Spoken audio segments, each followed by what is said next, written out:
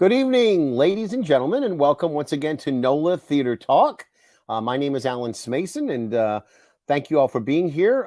We are being seen on the NOLA Theatre Folk Facebook group, on the YouTube channel that I have that you can check out there just by looking at my name if you want, or on the theatrecriticism.com Facebook page, which of course you do not have to be a member of, but the NOLA Theatre Folk Facebook group is a private group, but you can join just by asking. No big deal. Tonight, as it were, we are actually having a good opportunity to talk about the latest JPAS production that's going to be happening on stage at the Jefferson Performing Arts Center on Airline Drive, 6400 Airline Drive to be exact. And we have the director, who's going to be coming on right now, which is a familiar voice and face to many of us. And that, of course, is Leslie Castay. Leslie, welcome to the show. How are you? Hello. Good evening. How are you? It seems to me the last time you might have been on this particular platform, you were taking part in Rising Water, were you not? I did. Yeah. Carl Palmer and I read Sean Bigonet's play during the pandemic, the height of the pandemic. So that was my first shot of actually doing live, pandemic Zoom theater. But it was luckily a two-hander, right? So everything was mirror image. We were trying to look at each other, but we were looking the other way. And it was a great adventure. I really enjoyed it. And that was the very first time that John allowed us to do the first of his trilogy, his three plays. And it was just so wonderful to be able to see actors acting and being able to have other people join in and be able to have the experience of being in a darkened theater almost. It was a balm to us, believe me, to just read words and to tell stories again after sitting on the sofa and watching them on Netflix. It was great. So now, first off, you have directed before, but you were directing, I know a lot of times you were directing at Southern Rep. You did the Mandatory Merriment. And of course, at Tulane, you've directed a number of things. I think you did a Rocky Horror. Is that possible? Yep. And a couple of other things there. So you're an old hand at directing, as it were. But how did you learn about the possibility of doing Irving Berlin's White Christmas and all the other songs that are associated with Holiday Inn? I mean, how did all that happen?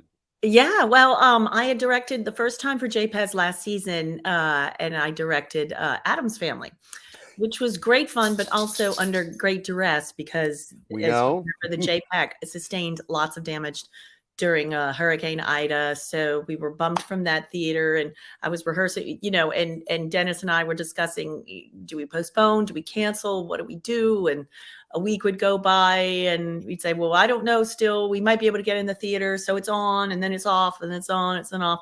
So we were able to assemble most of our original cast. Literally, we were supposed to go into rehearsal the day after Hurricane Ida. Last season. And you all went back to a familiar haunt for JPAS, where they've been for so many years, East Jefferson High School's auditorium. Which was great because I'm convinced that space is haunted. So it was a perfect space for Addams Family. I mean, I don't think anybody had said backstage, except for school assemblies at EJ, since JPAS left and went to the JPAC. So it was a little dusty, but we dusted it off and we fit the sets in. It's not a fly house, and the show had been, designed with flies in mind. So things came on this way and things came on that way. I lovingly refer to it as a shower curtain production because very true. It was great, but my cast was stellar. Oh no! You had Callie Russell and you had Christopher Bentavenia. It was great. And Enrico Canella, right? Canella. Yeah. I mean, my cast was just all-star. They were wonderful. Super. And of course, everybody remembers him from perhaps the Hunchback of Notre Dame, but he's got a great voice, and he took on the role of Gomez Adams. Fit like a glove. It was and Callie was Morticia. And you had Christopher as Uncle Fester. Uncle Fester. And don't forget Janet Shea as Grandma. Yep. So you had I had her coming up and down stairs, and it was really a great cast. And so your directing debut for JPAS certainly was even though it was marked by some challenges. I think you pulled it off very well. It was a very, very wonderful production. I'm sorry to say that so much has happened with the Big Easy Awards that we weren't able to have awards presented, but I certainly think that production merited at least a couple of awards for if not your directing, for perhaps, some of it the was a acting that was on real there. audience favorite. We had Yeah. some great performances. And then this season with Holiday Inn, Dennis asked me to come and do it, which is great because, my background is tap dancing musicals. I made my Broadway debut on Broadway and 42nd Street. So I'm a tapper from way on back. I'm not a tap choreographer, however. So I was thrilled. I understand the tone and those kind of musicals so well. It's just like breathing to me. And I you sort of, these rhythms are sort of built in, when you get these shows that use all the great old fashioned songs, and the plots is lovers who keep trying to get together and also trying to find home. So it was comfortable for me to accept, doing this show. I was super excited because it's a beautiful show, but it's also daunting. It's a huge, huge, difficult show. Many set changes, many production numbers. I mean, every song seems to be a production number. And there's a lot of songs in this show. Now, I have to say, now, Yeah. again, I made the mistake. I already corrected it now, but there was the movie Holiday Inn, which is what this is based on. And then several years later, one of the top movies in, I think, 1946 was White Christmas. Now, both of them had Bing Crosby, right? Yes. So that's why people get confused, like me. And I'm thinking the color version, of course, is White Christmas with Danny Kaye, and I think it was Vera Ellen and Rosemary Clooney. Yeah. But this is not that picture. This is the picture that was done with Fred Astaire and Bing Crosby and Rosemary. Not Rosemary. Marjorie Dale. Marjorie Reynolds. Yes. And by the way, she didn't even sing her own stuff in the movie. As you know, in movies, somebody can move their lips, but they're not necessarily singing. And so there was a lady by the name of Martha Mears who actually dubbed her voice. So I found that out by doing some research. But just an amazing movie, black and white. And actually, although it was maybe not as popular a movie, it was popular in its own right. It had a lot of pretty good songs in it as well, many of which made it into the musical that was done a few years ago, and I got to see the original on Broadway. But they added a lot of other songs, like I'm trying to think, like Blue Skies, wasn't that? Blue Skies in that as well. So Blue Skies, they've added a few other things that were not in the original movie. The idea of the original movie, if I'm not mistaken, I know we're going to have the star coming in just a second, but the idea is that somehow or other Bing Crosby ends up inheriting this small inn, and he decides to go away from, I guess, show business, where he's a writer, songwriter, whatever, and he's going to create a place where people can come and stay. And of course, each holiday is where they're going to be coming in. So, obviously White Christmas goes for the Christmas season. Right. And he's got other songs that go with, let's say, Independence Day and New Year's Eve and things like Valentine's. So, Be Careful With My Heart, I think was in that film. Yes. And again, some of these songs were Irving Berlin standards, and they were brought back for the film. But White Christmas was debuted in the 1942 Holiday Inn, correct? Correct. Okay. So that's where it came from. And until the lovely Mariah Carey took over, I think last year, Bing Crosby's White Christmas was the most popular Christmas song of all time. Yeah. And now I think that because of her streaming and the downloads, et cetera, that Mariah passed up old Bing. Oh, yeah. Maybe all right. Let's remedy that in New Orleans. Before I get into some of the pictures and stuff like that, let's bring in our star. We've been making him wait just a little bit too long. I'd like to bring in Rich Arnold, and Rich, the character you play is who? Hello. Yes. Hi, Rich. Can you hear me? Okay. Yes. Okay. Good. The character I play, his name is Jim. He is actually probably the most similar character to myself that I've ever played, and which makes it just a whole lot of fun. But I also need to remind myself that I'm not him. I've had one of my co-stars, the great Tracy Collins, who's a good friend of mine, and she plays my friend in the show. I told her at one point, I was like, you know what? I don't like that Jim says this. I don't like, I would never say that. She's like, you're not saying it. Your character is saying it. I'm like, oh yeah, that's okay, important. Acting, yes. Yeah, so Jim is he's an affable, likable young man. He's a performer in New York, and he gets disillusioned with the life of a performer in New York, which is similar to my background. And he decides that he buys a farm in Connecticut, and his dream is to live there and enjoy what he calls the simple things in life. But part of his dream is to enjoy it with his fiancée, who is played by Bailey Gabrish. The character's name is Lila. And then, but by the time he moves pretty soon into the show, everything crumbles around him. And literally, actually, the house starts to fall apart, and he finds out he owes a whole bunch of back taxes. And then, worst of all, he gets his heart broken because he finds out that his dream is not shared by his fiancée, that she still wants to be in New York. And so he's in despair. And so the rest of my show is about resilience, turning the corner, dealing with, problems that arise, but then also finding ultimately love and fulfillment and staying true to your convictions and your dreams. Yeah, I do think I love that the story, the book was a new book written for the Broadway stage, and it debuted. And my dogs are going crazy right now because my doorbell just rang. I think a delivery man dropped off something. Yeah. But anyway, the book is updated, and it really reflects people, making pivots in their life at a certain point in their career, wanting something different and stepping back. And I think all those themes really resonate after the pandemic, where so many people did. And I know, Rich, I don't want to speak privately, but I know you kind of in your own life made a little pivot these days.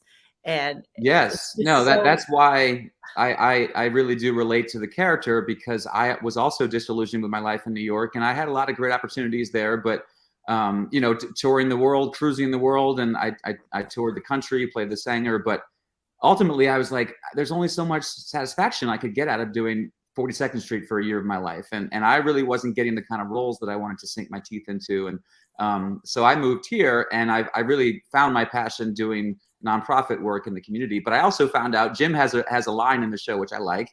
He says, maybe it's true that you still need a little bit of performing in your life to live a normal life. And that's what I found as well, that I still need that element to performing. And I kind of feel like now I have the best of both worlds, where I found like a new passion, but then I still have the ability to play great roles like this. And of course, I mean, I thought you were spectacular as Jorg in She Loves Me. It seems like you had played Jorg as well in The Sound of Music. Right. That was the last time I was on stage, actually, at JPass 2 years ago in Sound of Music. So that's the name. That's the name that was connected with you for a year there. That was right. I'll play Jorg. So yeah. Now the other thing is, a lot of people may remember, you were responsible for the Big Easy Boys. Yes, and I'm still doing that, and that's actually part of the reason why. So I was with Covenant House. That was my job for 10 years, and I left my job in the spring. I'm sorry to hear that, because I know how much dedication you had for that group. I'll always support the organization. It's an amazing cause. In fact, I'm still sleeping out on Thursday. That's their big event. But after our rehearsal. But yeah, so part of the reason why I stepped away was for the Big Easy Boys, because we're working on a brand new show that's dedicated to the legacy of New Orleans music. And so we're doing a brand new act that's going to feature all the music of the greats, Frogman Henry and Alan Toussaint and Dr. John. The list goes on. So I'm excited. Well, that sounds great. Yeah, I want to know about it, because that's my cup of tea. I love it. Yeah. So you'll hear more about that soon. Speaking of tea, I brought my this is actually amaretto. So I have a little sweetness into the show tonight. This is sweet. Kosher. In my house, I have to have kosher libation. So, not only do I have to have something to drink, but it's got to be kosher to begin with. Okay. So I know, Leslie, you had said you brought something a little bit less potent, right? Not so exciting tonight. Sorry. Well, I have to have my... What is today, Monday? It's a Monday night. So when I was on Broadway, Monday was my day off. But true. Now that I'm not on Broadway anymore, Monday is Diet Coke night. And Rich, what did you say you had? Well, I have a lot of songs, a lot of singing in the show, so I've got water in the cup. But it is a Crew of Carrollton cup, and I'm here in the neighborhood of Carrollton. So I understand. And I actually was present at the Crew of Carrollton's coronation ball, and they revealed the king on the night of the LSU Alabama game. And I should point out the fact that the king coming up is from Alabama, and he was not happy about becoming king, but not happy about the outcome of the game. And we'll leave it at that. So let's get into a little bit more about Irving Berlin's Holiday Inn. A lot of songs, a lot of dancing. Now, Leslie, is this more dancing than Addams Family? Oh, by a factor of tenfold. Yeah. I knew the answer, but I wanted to ask it anyway. My partner in crime is Kenny Beck, who is a fabulous choreographer and teacher in New Orleans. And he has worked as both a director and choreographer for JPES for many, many years. So I have him as my choreographer. So never fear. And, I always thought of Kenny as more of a ballet guy, but he's got the tap moves, right? I mean, the things he has the cast doing are very challenging, and they're stepping up and they're doing it. And there's even a big show-stopping number where as they're decorating the farmhouse for Christmas, they pull out tinsel and it becomes a jump rope. And so there's tap dancing and jump roping at the same time. Right. So, I'm going to maybe give a little sneak peek at the Broadway show a little bit later on in the show. I want to showcase the local talent first before we talk about what the overall scheme, because right now we're in the rehearsal stage, and this show doesn't open till really December. But there's a lot of reasons we wanted to kind of promote it now, because with Thanksgiving coming up and a lot of opportunities are going to be missed between now and then, and we want to be able to do it. Here's a couple of the rehearsals. I'm not sure exactly what particular song number this is. That is actually the opening number, Stepping Out with My Baby. So that is the play opens with a number that Rich's character Jim, and then his co-host Ted, played by Alcee Jones. They are the headliners in this act, and those dancers that you see are their intro dancers. So it's this cute little tap number. Are you in that number too, Rich, at the very beginning? Yes. Yeah. Wow. Okay. And the dancers you see are all really, really great. So many of these dancers were, I think, recruited by Kenny Beck and do ballet with him, and they're extraordinarily good. Eli, the one in the middle, I did Sound of Music with 2 years ago. On the first day of rehearsal, I didn't even recognize him. I was wondering who this kid was, because he's grown about like 3 feet since then. Yeah. So he was one of the Von Trapp children? Yes. That's wonderful. Yeah. And now this is almost balletic in the way that they've got that. Yeah. That's from the Cheek to Cheek number. So yes, it's very romantic. It's very Fred and Ginger style. And that's Kenny in the back. Is it in the background? Isn't that Kenny in the background? That's Kenny in the background. Yeah, all the way. He looks on, but you can just see him in the mirror there. He's right there. Yeah. Right back there. And then finally you had there's Kenny again in the background, and that's that same number of dancing cheek to cheek. Oh yeah, she's getting her. Yeah, that's Julia Crescenzi. I think she's new to New Orleans and just a very talented singer, dancer, actress, and being supported by Jordan Maggio, who is a phenomenal dancer. All right, so let's take a little bit of time out. I want to show a little bit of a video. Now, this was, I believe, Brandon was responsible for this. I'm not quite sure what he does, but Amy from JPAS wanted to make sure that we got this in. So it's a short little clip, a little bit of some of the rehearsals of what they're going through right now, because again, it is still a little bit away, and you're not seeing final dress, you're not seeing them in costumes, etc. And that's why one of the reasons I wanted to show some of the Broadway show a little bit later on in our show, to give you an idea about what it's going to become, what what the rehearsal look is going to become, and what eventually you'll see on stage at JPAC. So let's go ahead and give a little look right now to this short video clip from JPAS.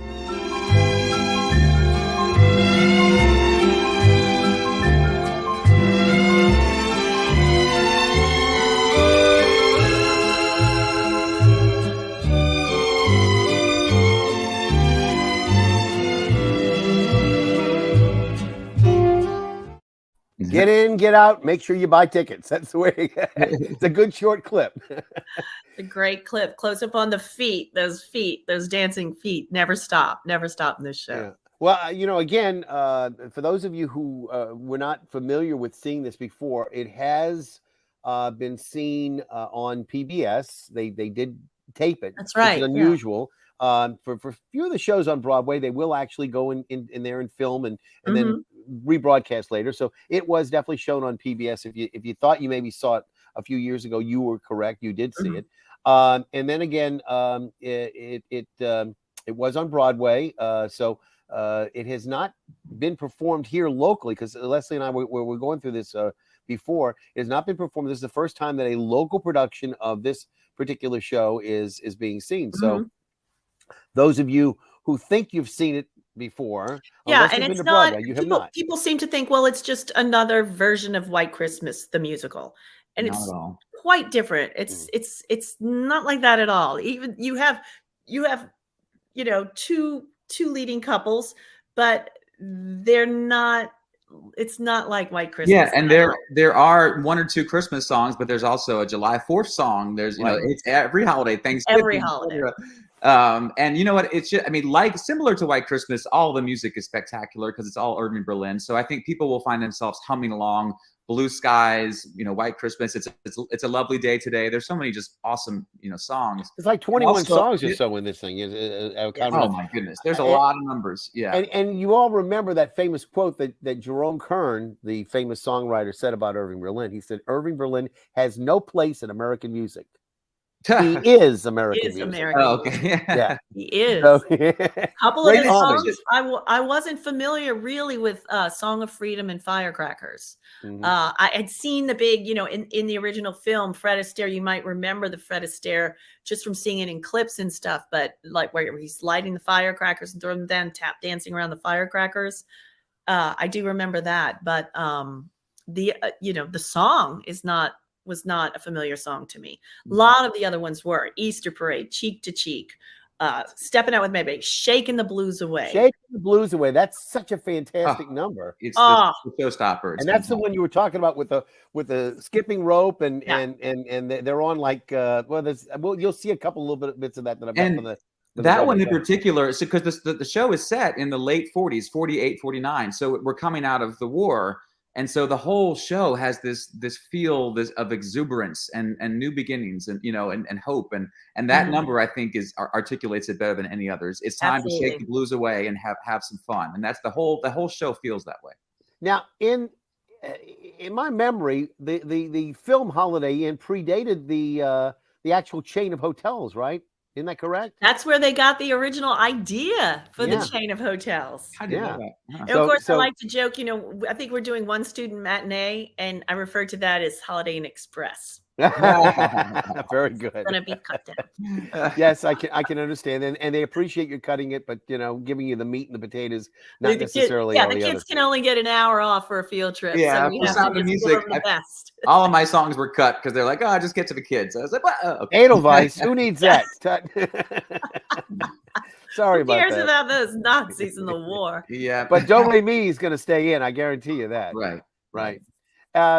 So, again, tell me a little bit, Leslie, about the other casting choices. I'm sorry that not everybody could be with us tonight, but can you tell me a little bit more about some of your other cast members? Yes. Ted's the role of Ted Hanover, who is Rich Arnold's character, Jim Hardy's partner in crime and show business partner, is played by Alcee Jones, who you might remember playing Uznavi in last month's In the Heights. So he's back, and he's back with a suave haircut and tap shoes and a very sophisticated jacket. Couldn't be more different from Uznavi. He was very good in so versatile, and he's put on his tap shoes, and he's a great dancer. Yeah, he's wonderful and charming. My two leading ladies are Chloe Vallon. I think she's currently a Victory Bell at the World War II Museum, and Bailey Gabrish plays our other lead. She plays Lila Hanover. Lila Dixon. Excuse me. She's the showgirl of the trio act, who is also engaged to Rich's character at the beginning of the show. Funny side note, she played Liesel when they did Sound of Music 2 years ago, and I forgot about that. So he's also grown up quite a bit since then. He's grown up. Everybody's grown up, but we never age, right, Rich? Right. Two of us. Exactly the same. Well, I know my 17-year-old is catching up to me, right? It seems to me in the movie Holiday Inn, Fred Astaire sort of dances away with Marjorie Reynolds, right? In the film that Bing Crosby's playing "Be Careful with My Heart," and he's playing at the piano, and all of a sudden Fred Astaire comes behind and starts dancing, and the next thing you know is they're really doing a routine together, unbeknownst to Bing Crosby, who's singing his heart out about how much he loves her. And then, of course, when he finally realizes, it's like, Whoops, sorry. Right. We have, and of course, we have the brilliant Tracy Collins, who is playing the fix-it, like the handy person, the handy gal of the farm, and she comes in and aids and plays Cupid too. She would be like the Nancy Walker roles, right? And that's kind of what she's, kind of like she's Nancy like Walker role, she's the one who so comes in, and wonderful. she's like the lady who's everybody's friend, and you know, that, and Rich said that already, that she's basically his friend, but she's not really on the make for any of the guys necessarily. You know, she's sort of a self-established, you know, handy Independent person. woman. Yeah, Right. and she basically takes care of his affairs, correct? I mean, she's Pretty sort of much, in charge of yeah. making sure that She things teaches him run. how to farm. She takes care of the house. She does it all. Yeah, he doesn't know how to do anything. She's my best bud in the play. Yeah. Yeah. And now And you then, all started on his the rehearsals manager- when? How long ago? When did you all start?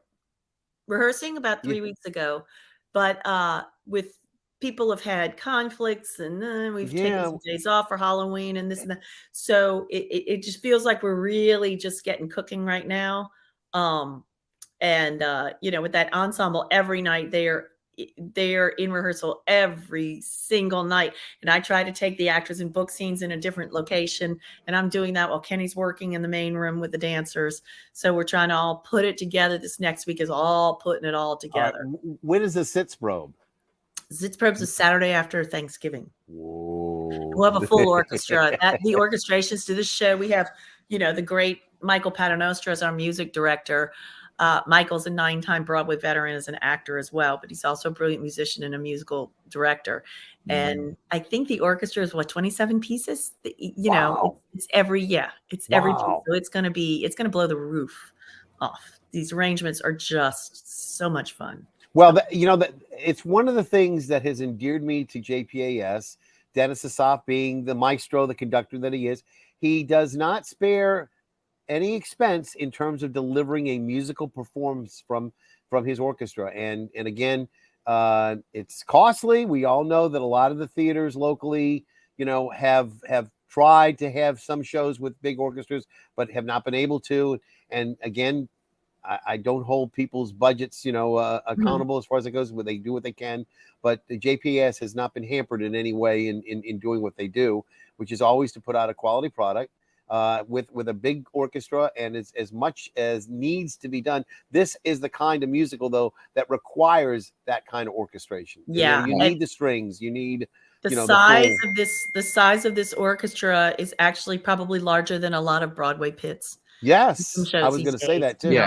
And I don't think that many people have seen a show like this in many years because of COVID, you know, so it's the perfect musical. Talking about shaking your blues away, you know, people have been kind of in the dark ages, not having this kind of theater, this, you know, and this show is going to fill that space. It's just, it's so full and it's vibrant and it feels alive. And I think the audience is going to leave the theater humming the tunes and, you know, really grateful they came.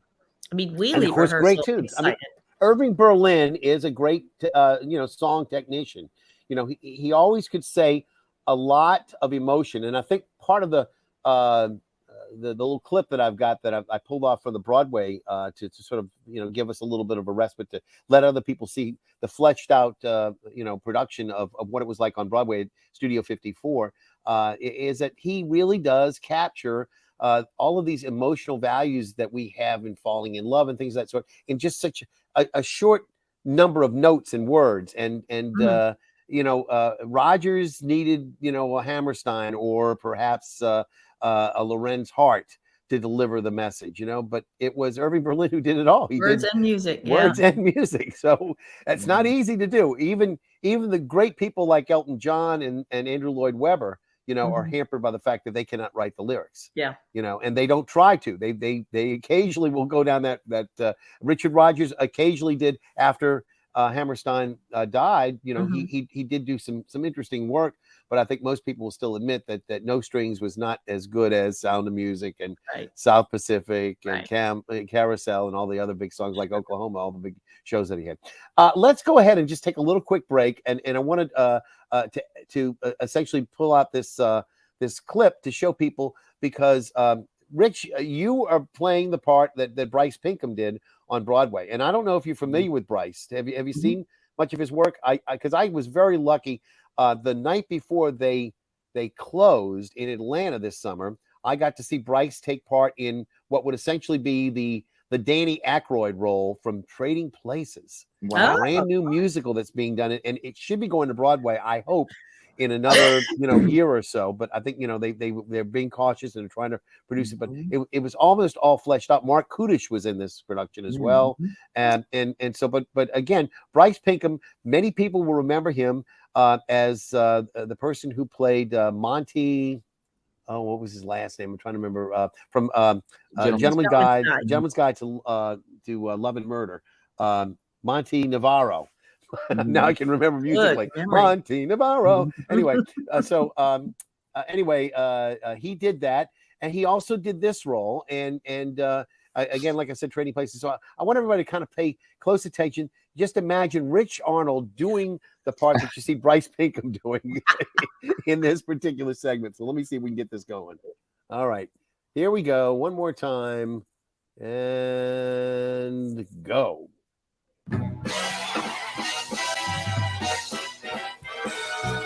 Stepping out with my baby, can't go wrong 'cause I'm in right. Ask me when will the day be? The big day may be tonight. What makes Irving Berlin's music so enduring? What makes one writer stand out among the rest? If I knew, I'd be doing the same thing he was doing. Irving Berlin just had a way of writing the most hummable melodies. It spoke to everybody. He speaks from the heart. There's nobody who can write a lyric that is so effortlessly attached to a piece of music that doesn't cut right to our core. 1, 2.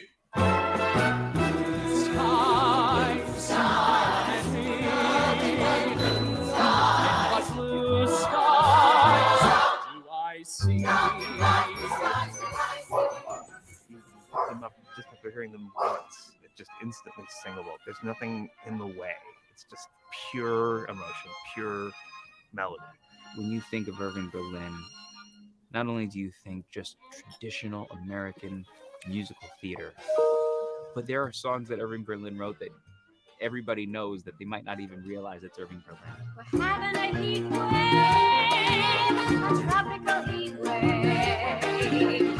Temperatures rising, it isn't surprising, she certainly can. Hey.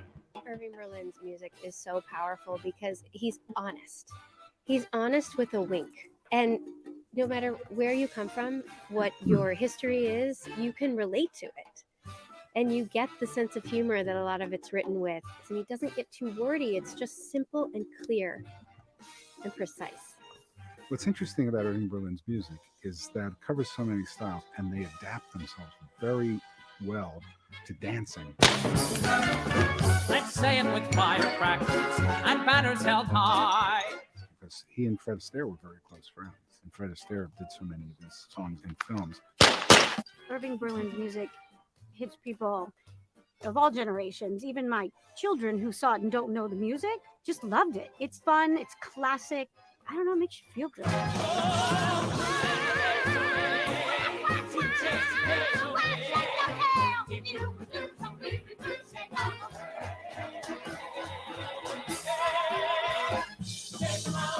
His work is so nicely represented by holiday inns. We have songs for Thanksgiving and for Christmas and for New Year's and for Valentine's Day and for Easter. And I think for that reason, the show feels very balanced and very much like it captures an entire year in a single show, which leaves you feeling happy to be alive, which is what we always wanted you to feel when you left Holiday Inn.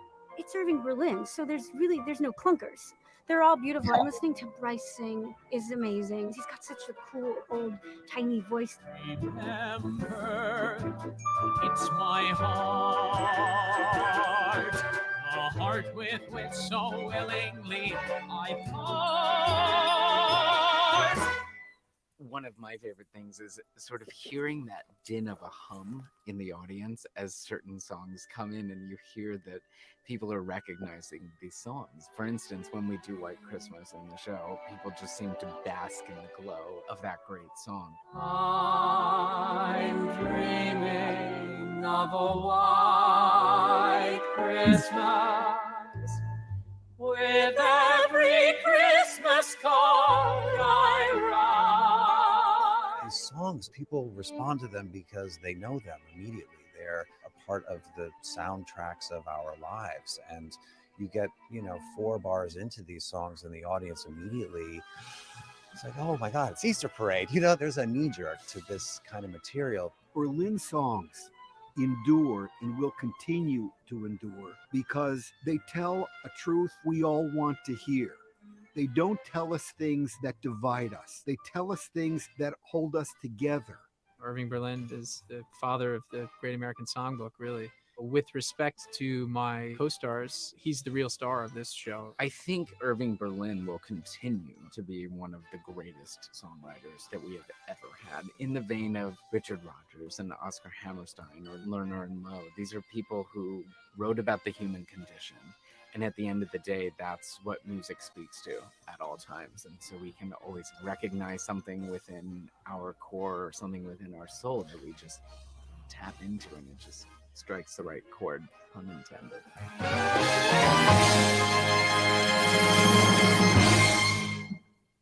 Now, if that doesn't make you want to go out and see that show, I don't know what will.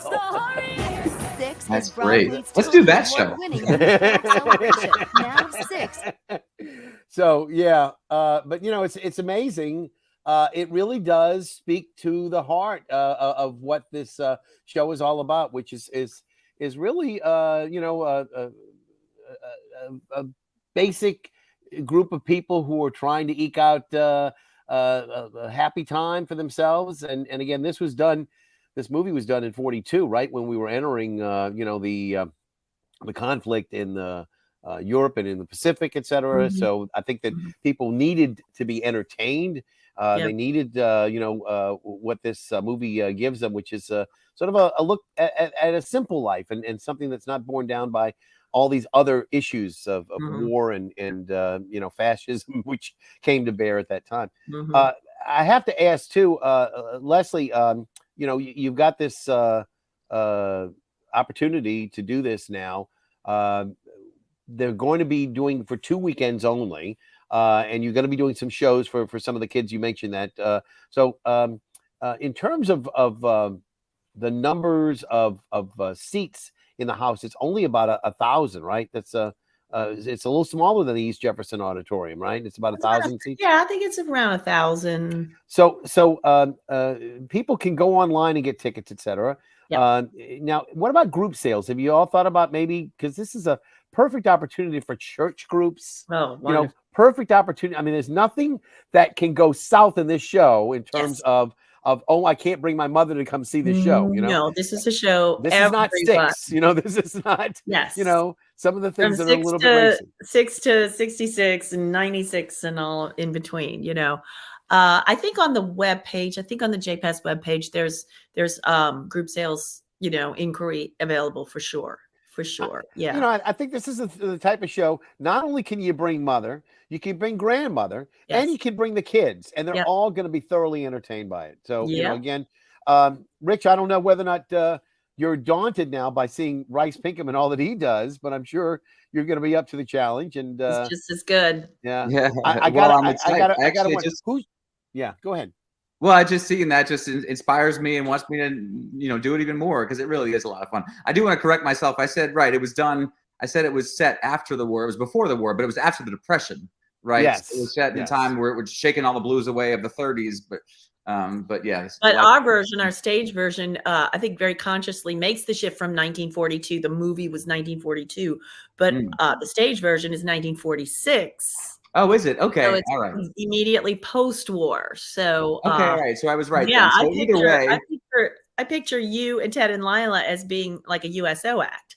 Either way, it now speaks to war's the over, need. now you're going around trying to get to Hollywood. Yeah, from it speaks to the need to feed our soul, right? And just because sometimes life can get too heavy. And so it doesn't matter. There's heavy things that occurred in the 30s and 40s and 50s. But no matter what, you need the ability to experience things together as a community, have a communal experience of joy and release and appreciation for the arts. And that's what it celebrates. Right. Interestingly enough, we heard a little bit of the strains of Easter Parade. Irving Berlin wrote Easter Parade when he was a very young man. I think he was maybe 19 or so. And he actually outlived the copyright on Easter Parade. He lived to be over 100. And it went out of copyright. It was actually for about 10 years or so of his life towards the end there. It was now in public domain. Wow. And they changed that around. So now that a lot of the songs that he was responsible for later, they sort of wrote it in such a way that, like Richard Rodgers and Oscar Hammerstein, now it's 75 years after the death of the last partner. Right. So that gives you a little bit additional protection. But imagine you're writing a song and now it's in public domain because you lived too long. Of course, I don't think he was complaining that he was living too long. So I don't know if you have a favorite, but is there a particular number that you like to do, that's gets you in the heart, so to speak, or one that? I'm a fan of Blue Skies, obviously, but I love that's the opening context though. Right. That the Blue Skies is when he decides to go to the farm. So it's this elaborate scene change. We go from New York and then all of a sudden we're outside the farmhouse where his buddies come and help him move in, and boxes and flying and furniture's going. And then the next moment he's inside the farmhouse. So it goes, it's so exciting and exuberant. And on the flip side of that, I love Nothing More to Say. The Linda's character, the character Linda's song, it's just such a beautiful, it's that it got the classic chord changes of that and Be Careful Is My Heart are like the most beautiful ballads that are just hopeful at the same time that they break your heart. There's also some hope there. It's just so. I would say I've got lots of favorites, but I think my favorites probably Be Careful It's My Heart, because it expresses his vulnerability. And we all know that, we're all scared to be hurt, but if you're really going to experience reward, you've got to put yourself out there. And the song really encapsulates that. I agree. And you mentioned that Chloe's song. Chloe really does have a just beautiful, rich tone to her voice. She understands the style just so perfectly. She came dripping with the character and sang for us, and it's wonderful. It's a great cast. So beautiful. Who's responsible for the costumes? They're actually a rental package that are coming from another theater upstate that are very wonderful. They are beautiful. I'm super excited about them. And what about the set design? Who's doing that? Set design's Eric Porter, who is the resident tech director. And he's got some great ideas and great things coming, and it's just going to be snazzy and polished, and it's with a sense of humor too. I think a lot of the sets have a sense of humor about them, which I love. And tell me a little bit more about Kenny. I know he's had some other outside duties recently in Mardi Gras. He's taken on new responsibilities too. So how is he working in terms of I wish he were on the call today with us, but if he's busy. He's a very busy guy. But has he been working? I think you'd said this. He works with the dancers separate before they come in, and what do they use for music then? I mean, in terms of, I'm just wondering how they prepare the actors for the dance sequences, and in terms of without an orchestra. I think all the rehearsing for Holiday Inn happens during Holiday Inn rehearsal. So when I say he works with the dancers before, he's their teacher. So he's their ballet teacher, working with them on ballet technique and things like that. Because he has this ballet, it's called Jefferson Ballet Theater, right? And it's a school. It's a ballet school where he teaches. And he's also doing his Nutcracker. That'll be at JPEZ the week after we close, I think the following weekend. And some of the cast members are also in Nutcracker. So and his wife, Kimberly, is running the Nutcracker rehearsals. So literally some of our dancers, they're with us from 6 to 7:30. Then they go to Nutcracker rehearsal and they come back to us at 9 o'clock. They show up again. So they're doing two at once. So yeah, it's not for the weary, all these ballet. And again, this opens, is it December the 2nd? Mm-hmm. December the 2nd that opens, but 2 weekends only. So we want everybody to know. Yeah, this is really an But opportunity. it's like a perfect, it's just the perfect thing to get you in that holiday frame of mind. And it's not a Christmas show per se. There is like one night, of course, we sing White Christmas, and there's a scene or two that takes place around the holidays. But it's just that fun, fresh, joyous show that'll put you in a happy mood, for the holidays. And again, Leslie, you've assembled your cast. They're in the process now, and then it opens on December the 2nd, and 2 weeks later it closes.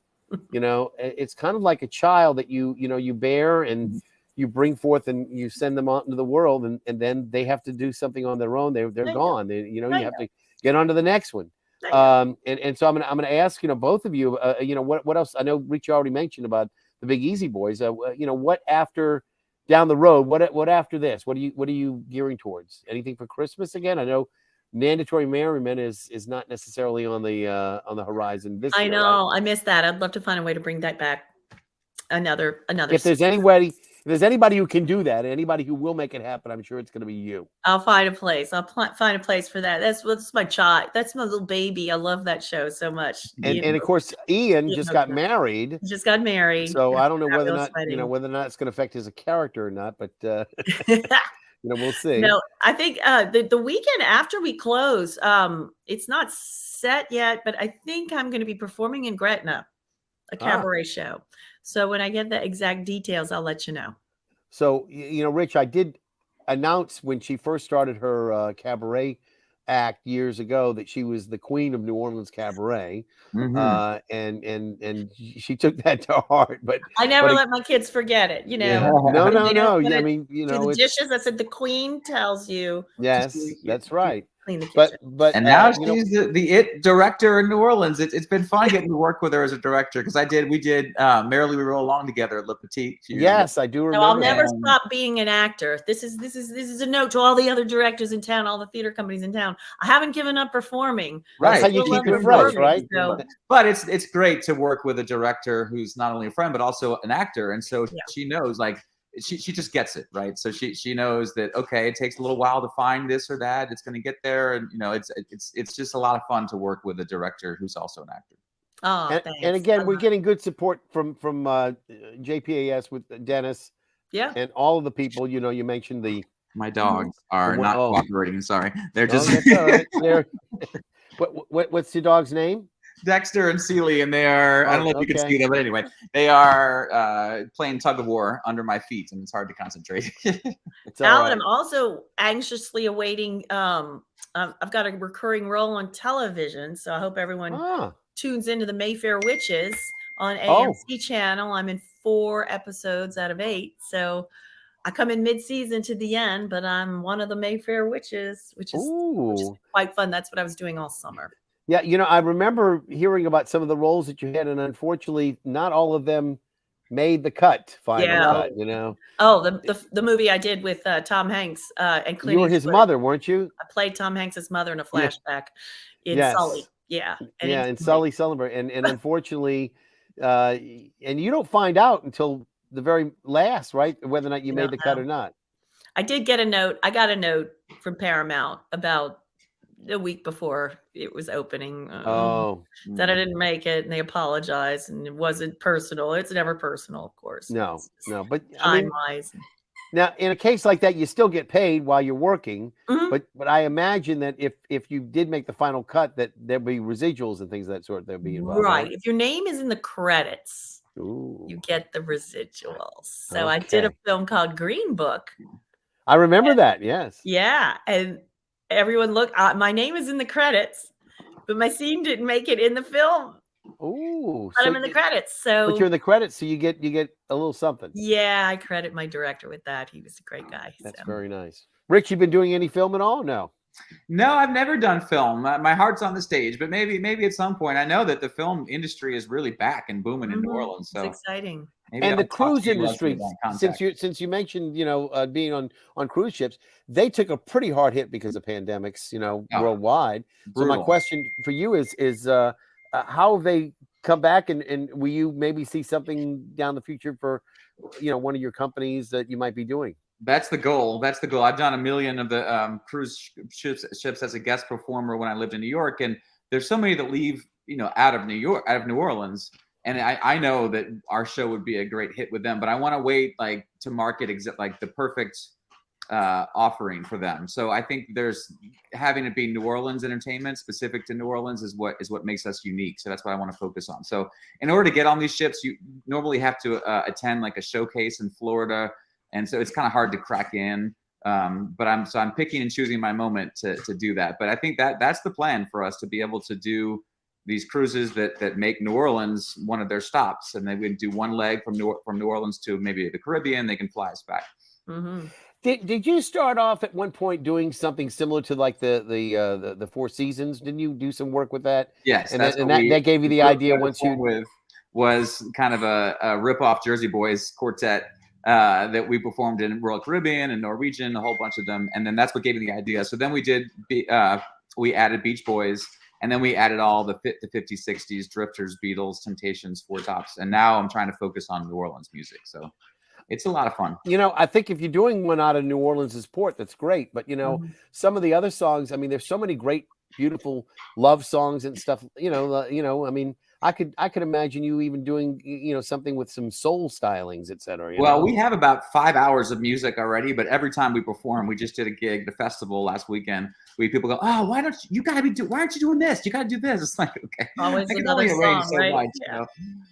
Well, there's no shortage of material, just like Irving Berlin. There's no shortage of material. Right. So again, just to recap, everybody, Leslie is the director. Rich is the star. We're talking about Irving Berlin's Holiday Inn, playing starting December the 2nd and playing for 2 weekends. And again, those of you who need to find out more about getting information for getting tickets, that's where you need to go, jpas.org. If you go there, you can get your tickets. And we were talking about possibly having school sessions, et cetera, for the show. Is that already set in stone? Or if somebody says right now, gee, my students might like to come to this, how do they set that up, or do you know? Is that They should just reach out to probably either Josh at jpaz.org or Amy at jpaz.org if they have school groups. I know several are coming in already on the 8th, but there's a possibility of doing another one if they sell out, adding an additional one. And you would do multiple schools, right? It wouldn't just be one school. It would be no. Bus loads come in. Yeah, and right. So 10 or 12, maybe as many as 10 or 12 schools, or whatever they can bring depending in. on how many kids. Yeah, and again, you said those are shortened. They shorten down to probably one act. We'll shorten it down to like an hour and 15, hour 20 minutes. So, do the kids get it, or are the kids more interested in the Beyonce, like the Sixth revivals and Hamilton and stuff with hip hop and things of that sort now, or do you think something like this would resonate with them? I think it's just so entertaining that not many kids have seen tap dancing live, or a great group of great production numbers like that it's so entertaining. I just remember as a kid, the first time my dad took me to see a re-release of Singing in the Rain, and that was my first exposure to it, and I was just agog, and I think it's the same with kids today. I mean, they like what they like, but it's just eye-opening to see something different, and it's fast and it's jazzy and it's colorful and it's happy and it's sassy, and what's not to like, Yeah, this music is so universal, but also like Leslie said, it's fast-paced and there's so much to look at, and there's jump rope, but it's just very entertaining. And Tracy Collins, you can't go wrong. Collins. Well, we might just go ahead and close out at that Do point. you have the ad promo?